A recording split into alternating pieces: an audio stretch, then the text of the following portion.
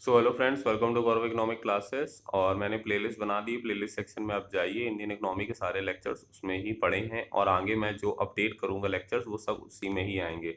आज हम लोग पढ़ेंगे demerits of LPG policies. Demerits of LPG policies पढ़ने से पहले मेरिट ऑफ एलपीजी पॉलिसीज जरूर देख लीजिए।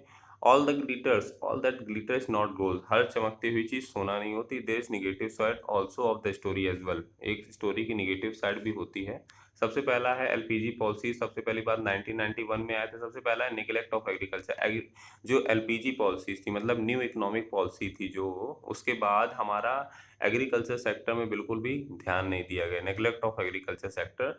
जो जीडीपी बढ़ रही थी वो मेनली सेकेंडरी और टर्सरी सेक्टर की वजह से बढ़ रही थी। ठीक है, agriculture sector has suffered a serious neglect and its growth rate has slipped to miserably low level.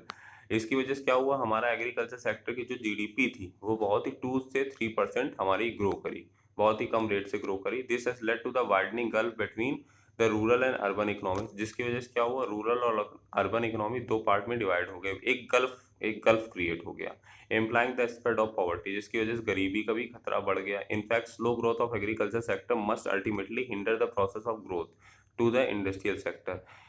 अगर एग्रीकल्चर सेक्टर हमारा लो ग्रोथ करता है तो जिसकी वजह से क्या होता है, इंडस्ट्रियल सेक्टर भी लो ग्रोथ करेगा, क्योंकि एग्रीकल्चर सेक्टर और इंडस्ट्रियल सेक्टर दोनों आपस में क्या है, इंटरडिपेंडेंट है। ठीक है, अब देखिए सबसे पहला पॉइंट, क्यों इंटरडिपेंडेंट है। सबसे पहली बात इसलिए इंटरडिपेंडेंट है क्योंकि agriculture sector is an important source of raw material for the industrial goods. Agriculture sector क्या करता है, एग्रीकल्चर सेक्टर हमारा एक इंपॉर्टेंट सोर्स है किसका, raw material. Agriculture sector raw material provide करता है इंडस्ट्रियल सेक्टर को, जैसे कि शुगर केन प्रोवाइड करता है शुगर इंडस्ट्रीज को।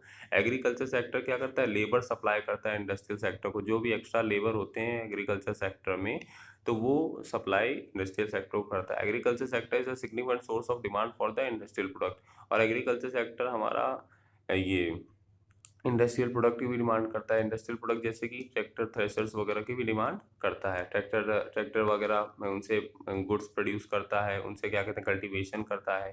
ठीक है ना, तो एग्रीकल्चर सेक्टर क्या करता है, एग्रीकल्चर सेक्टर मशीन्स की डिमांड करता है जो कि इंडस्ट्रीज में प्रोड्यूस हो रही हैं, उनको डिमांड करता है अपने कल्टीवेशन प्रोसेस के लिए। ठीक है, अब देखिए क्या लिखा है कि urban concentration of growth process. जो एलपीजी का फायदा देखा गया वो मेनली कहाँ देखा गया, वो मेनली देखा गया गाँव, सॉरी अर्बन एरियाज में देखा गया। अर्बन एरियाज में बहुत ज़्यादा फायदा देखा गया। तो LPG policies have been resulted in the concentration of growth process in urban areas. Think of any MNC. अगर कोई भी आप एमएनसी के बारे में सोचिए, मल्टीनेशनल कंपनी, वो कभी भी रूरल एरियाज में अपना एक्सेस नहीं करेगी, रूरल एरिया में कभी ऑपरेट नहीं करेगी। All MNC are focusing on urban areas where they find conducive infrastructure facilities. हर एमएनसी कहाँ लगना चाहेगी, जहाँ अच्छी इंफ्रास्ट्रक्चर फैसिलिटीज हो। This has further widen the rural urban gulf, जिसकी वजह से क्या हुआ, गांव और शहरों के बीच में और गल्फ बढ़ता गया। Rural urban gulf implies economic dualism which depends social dualism as well. Rural urban gulf की वजह से इकोनॉमिक ड्यूलिज्म भी होता है और सोशल ड्यूलिज्म भी होता है, जो एक अच्छी बात नहीं है ग्रोथ एंड डेवलपमेंट के लिए। अब देखिए इकोनॉमिक ड्यूलिज्म मतलब क्या होता है। इकोनॉमिक ड्यूलिज्म सबसे पहली बात, ड्यूलिज्म मतलब होता है दो दो पार्ट, टू पार्ट। और ड्यूलिज्म मतलब टू पार्ट होता है। इकोनॉमिक ड्यूलिज्म मतलब क्या होता है, इकोनॉमिक ड्यूलिज्म मतलब disintegration of the economy. Disintegration of the economy मतलब इंटीग्रेशन मतलब होता है ऐड होना, और डिसइंटीग्रेशन होता मतलब होता है ऐड ना होना, अलग अलग हो जाना। तो इकोनॉमिक ड्यूलिज्म में हम बात करते हैं जब हमारी इकोनॉमी डिसइंटीग्रेट हो जाती है, दो पार्ट में डिवाइड हो जाती है, एक ट्रेडिशनल और मॉडर्न सेक्टर ऑफ प्रोडक्शन में। ट्रेडिशनल सेक्टर मतलब कि जो ट्रेडिशनल टेक्नोलॉजी का यूज़ करते हैं, और मॉडर्न सेक्टर जो मॉडर्न टेक्नोलॉजी का यूज़ करते हैं। तो ये दो पार्ट में डिवाइड हो जाती है हमारी इकोनॉमिक ड्यूलिज्म में, एक टेक्निकल ट्रेडिशनल सेक्टर और एक मॉडर्न सेक्टर। ट्रेडिशनल सेक्टर हमारा मेनली रूरल एरियाज में चलता है, और मॉडर्न सेक्टर हमारा, मॉडर्न टेक्नोलॉजी हमारी अर्बन एरियाज में चलती है। अब सोशल ड्यूलिज्म मतलब क्या होता है, सोशल ड्यूलिज्म में भी हमारी जो सोसाइटी है वो दो पार्ट में डिवाइड होती है। वहाँ फैक्टर ऑफ प्रोडक्शन दो पार्ट में डिवाइड होता था, यहाँ सोसाइटी दो पार्ट में डिवाइड होती है। जैसे कि हैव्स और हैव्स नॉट, जैसे अमीर और गरीब के बीच में डिवाइड हो जाती है हमारी सोसाइटी। अब देखिए नेक्स्ट पॉइंट लिखा है कि इकोनॉमिक कॉलोनिज्म। इकोनॉमिक कॉलोनिज्म मतलब क्या है, जैसे सबसे पहली बात आपको ये तो पता ही होगी कि हमारे यहाँ ब्रिटिशर्स ने 200 ईयर्स वो करा था, रूल करा था। ठीक है, तो अब हमारे यहाँ हम ग्लोबलाइजेशन की वजह से, प्राइवेटाइजेशन की वजह से एमएनसीज को अपने यहाँ मौका दे रहे हैं आने का। ठीक है, जिसकी वजह से एमएनसीज का थोड़ा बहुत कंट्रोल हमारे यहाँ हो जाता है। क्यों, एमएनसीज जब बाहर की कोई कंपनी आती है तो वो यहाँ क्या करती है, ऑपरेट करती है, यहाँ की मार्केट कैप्चर करती है। तो जब मार्केट ये सब कैप्चर करेगी तो उसका कंट्रोल भी थोड़ा बहुत हो जाएगा, तो फिर से हम लोग थोड़ा सॉर्ट ऑफ कॉलोनिज्म की तरफ बढ़ रहे हैं, मतलब कि फिर से बाहर का कंट्रोल थोड़ा बहुत हमारे यहाँ बढ़ रहा है। ठीक है, अब देखिए लिखा है implying a situation where MNCs are exploiting the Indian market to sell their product. MNCs क्या कर रहे हैं, इंडियन मार्केट को एक्सप्लॉइट कर रहे हैं, यहाँ की डोमेस्टिक प्रोड्यूसर्स को बर्बाद कर रहे हैं। डोमेस्टिक प्रोड्यूसर उनका कंपटीशन नहीं दे पा रहा है, उनको कंपटीशन नहीं दे पा रहा है, तो एमएनसीज की ये सब डिसएडवांटेज है। सबसे पहली बात, एमएनसीज की वजह से कॉलोनिज्म प्रमोट हो रहा है, फिर से हम लोग कॉलोनी बन सकते हैं। दूसरी बात, एमएनसीज जो है डोमेस्टिक प्रोड्यूसर को एक्सप्लॉइट कर रहे हैं, उनको कॉम्पिटिट कर रही हैं, और वो चीप प्रोडक्ट होते हैं इसलिए कॉम्पिटिट करते हैं, और डोमेस्टिक प्रोड्यूसर हमारा एक्सप्लॉइट होता जा रहा है। Spread of consumerism. अब spread of MNCs in the country, consequences of LPG policies. देखिए एक मिनट, अब देखिए कंज्यूमरिज्म। अब देखिए एलपीजी पॉलिसी एमएनसीज की वजह से, जो हम एमएनसीज क्यों आई हमारे यहाँ, एलपीजी पॉलिसीज की वजह से, लिबरलाइजेशन, प्राइवेटाइजेशन, ग्लोबलाइजेशन की वजह से आई, जिसकी वजह से कंज्यूमरिज्म बहुत बड़ा है। कंज्यूमरिज्म मतलब क्या होता है कि अब जो कंज्यूमर है उसके लिए वाइड मार्केट आ गई, वैरायटी ऑफ ग्लोबल ब्रांड आ गए। तो जब ग्लोबल ब्रांड आ जाते हैं, जिसकी वजह से क्या है, जिसकी वजह से कंज्यूमर अब ज़्यादा खर्च कर रहा है, स्पेंड थ्रिफ्ट हो रहा है, गोइंग बियॉन्ड देयर मीन्स। जिसके पास जितनी उसको जरूरत नहीं उससे ज़्यादा वो परचेज कर रहा है, जितनी उसकी हैसियत नहीं उससे ज़्यादा वो परचेज कर रहा है। द इंडियन सोसाइटी अडेप्ट कर रही है वेस्टर्न कल्चर, और उसी हिसाब से वो बोरोइंग कर रही है। ठीक है, अब ये तो अच्छी बात है कि भाई ये बोरो कर रहे हैं, बट इसकी वजह से क्या हो रहा है, ट्रेडर और जो मैन्युफैक्चरर है उनका साइज ऑफ मार्केट बढ़ रहा है, बट इसमें हमारा वल्नरेबल हो रहा है हाउस होल्ड वल्नरेबल हो रहा है, क्योंकि हाउस होल्ड किसकी चपेट में आ रहा है, हाउस होल्ड चपेट में आ रहा है हमारा ये जो आपका फॉरेन मार्केट, फॉरेन एमएनसीज की चपेट में आ रहा है हमारा हाउस होल्ड। ठीक है, उनके कंट्रोल में आ रहा है, पूरा पूरा उनका प्रोडक्ट परचेज कर रहा है। ठीक है, अब देखिए नेक्स्ट क्या लिखा है, नेक्स्ट लिखा है loop sided growth process. Loop sided growth process मतलब क्या होता है, लूप साइडेड मतलब होता है एक साइडेड, वन साइडेड जब ग्रोथ हो रही। एलपीजी पॉलिसीज की वजह से क्या हुआ कि हमारी जो इंडियन इकोनॉमी हो गई ग्रोथ तो ही, बट वो लॉप साइडेड हो गए। लूप साइडेड में लॉप साइडेड भी बोल सकते हैं आप लोग। It is not an inclusive growth. देखिए एलपीजी पॉलिसीज की वजह से क्या हुआ, हमारे इंक्लूसिव ग्रोथ नहीं हुई। इंक्लूसिव ग्रोथ मतलब होता है जब हर सेक्टर की ग्रोथ होती है, ठीक है ना, हर सेक्टर ग्रो करे, साइमल्टेनियस हर सेक्टर ग्रो करे, बट यहाँ नहीं हुआ। It does not include all the sector of the economy, instead it increasingly relying on the service sector. LPG policies की वजह से हमारे यहाँ सर्विस सेक्टर काफ़ी अच्छा ग्रो करा, और बाकी सेक्टर्स में उतना ज़्यादा अच्छाई नहीं देखी गई। इनफैक्ट आईटी फोकस ग्रोथ हुई, which is gradually overshadowing the process of industrialization beside neglecting the farming sector। IT भी सेक्टर ग्रो हुआ इंडस्ट्रियलाइजेशन की वजह से, और क्या कहते हैं, नेग्लेक्ट कर दिया उसने फार्मिंग सेक्टर को। तो in it is alarming to note that owing to liberalisation and globalisation Indian farming shifting to the production of cash crop. Liberalisation और ग्लोबलाइजेशन की वजह से जो इंडियन फार्मर है वो कैश क्रॉप्स प्रोड्यूस कर रहा है, कैश क्रॉप्स प्रोड्यूस कर रहा है, जिससे मतलब जो क्रॉप को सेल करके उससे पैसा कमा ले for foreign market, causing a shortfall और domestic supplies of food grain. अब एक बात बताइए, अगर हमारे यहाँ का ज़्यादातर किसान कैश क्रॉप प्रोड्यूस करेगा, मतलब कि पैसे के लिए क्रॉप प्रोड्यूस करेगा, और फॉरेन, वो भी फॉरेन मार्केट में सप्लाई कर देगा, तो होगा क्या, होगा ये कि क्या कहते हैं कि हमारे यहाँ डोमेस्टिक सप्लाई कम हो जाएगी, क्योंकि वो ज़्यादातर चीज़ें पैसे के चक्कर में फॉरेन में सेल कर देगा, फॉरेन में सेल कर देगा, तो डोमेस्टिक सप्लाई यहाँ क्या हो जाएगी, कम हो जाएगी। और alas we are often force to import food grain despite green revolution. Green revolution आ गया तब भी हम लोग इंपोर्ट करते थे फूड ग्रेन वगैरह बाहर से। Rising price of food product towards the end of 2009 should serve a wake-up call into the fact that LPG policies are almost neglecting the farming sector।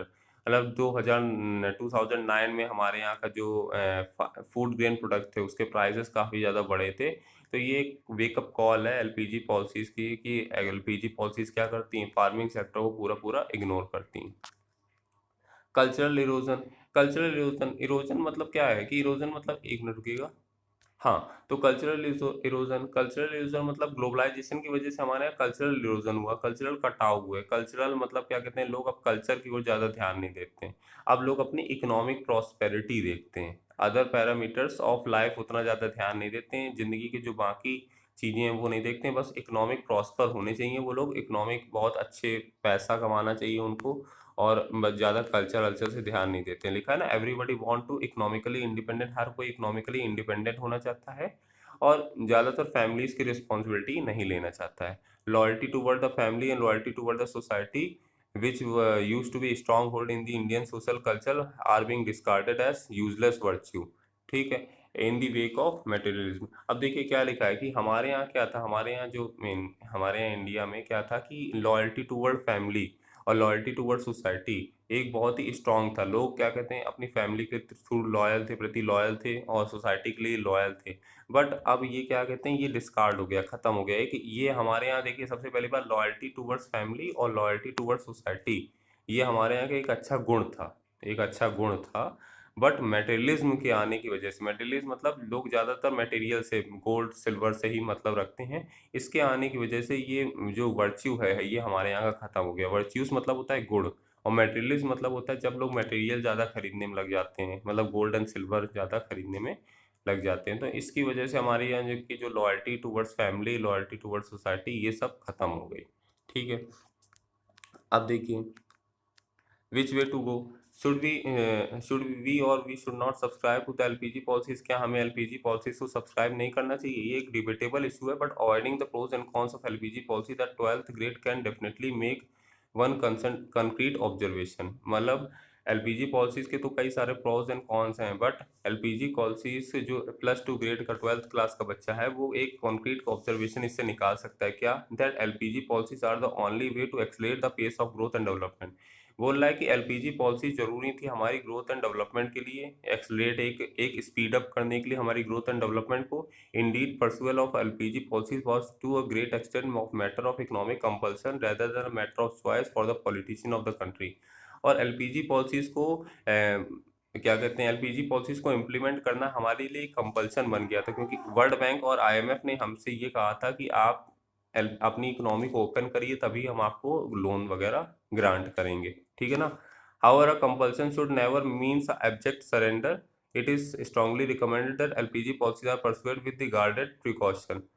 कई सारे प्रिकॉशंस भी लिए गए थे। वी मस्ट सी टू, अब देखिए LPG policies, भाई हमारे यहाँ बोला गया था कि एलपीजी पॉलिसीज को आप इम्प्लीमेंट करिए, बट हमारे यहाँ एलपीजी पॉलिसीज इम्प्लीमेंट करने से कुछ हमें प्रिकॉशंस भी लेने चाहिए साथ में। क्या क्या? We must see that we should not surrender to the big players in the Indian market. हमें ज़्यादातर बिग प्लेयर्स में सरेंडर नहीं करना है। जो बिग प्लेयर्स हैं मार्केट के, उनके सामने सरेंडर नहीं करना, उनको पूरी पूरी इकोनॉमी नहीं टेक ओवर करने देनी है। We must see that we do not compromise with the economic interest of a domestic producer. हमें अपने डोमेस्टिक प्रोड्यूसर्स का भी इंटरेस्ट जो है वो नहीं खोना है। While along free access to the foreign investor, मतलब बोलने का मतलब है कि फॉरेन इन्वेस्टर्स को हम पूरा पूरा मौका देते हैं और डोमेस्टिक प्रोड्यूसर हमारा एक्सप्लॉइट होता रहे, ये भी नहीं होने देना है।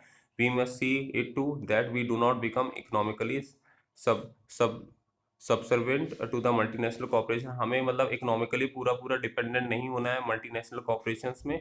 और we must see that in a position to channelise FDI, और हमें ये भी देखना है कि हमारे यहाँ एफडीआई कितना आ रहा है more into the area of infrastructure rather than the retail. हमारे यहाँ मतलब हमें ये देखना चाहिए हमारे यहाँ इंफ्रास्ट्रक्चर आना चाहिए, इंफ्रास्ट्रक्चर सेक्टर में के लिए इंफ्रास्ट्रक्चर होना चाहिए, इंफ्रास्ट्रक्चर सेक्टर के लिए हमारा एफडीआई होना चाहिए, ना कि हमारा फास्ट फूड और केएफसी, डोमिनोज, इन सब के लिए फॉरेन डायरेक्ट इन्वेस्टमेंट आना चाहिए। इंफ्रास्ट्रक्चर डेवलपमेंट के लिए हमें फॉरेन डायरेक्ट इन्वेस्टमेंट को प्रमोट करना चाहिए। ठीक है ना, ये चीज़ें यहाँ लिखी है। तो ये चीज़ें हमें ध्यान देनी चाहिए कि एलपीजी पॉलिसीज को इम्प्लीमेंट करते टाइम ये सारी चीज़ें हमें ध्यान देनी चाहिए। ठीक है, तो thank you very much, keep watching Gaurav economic classes.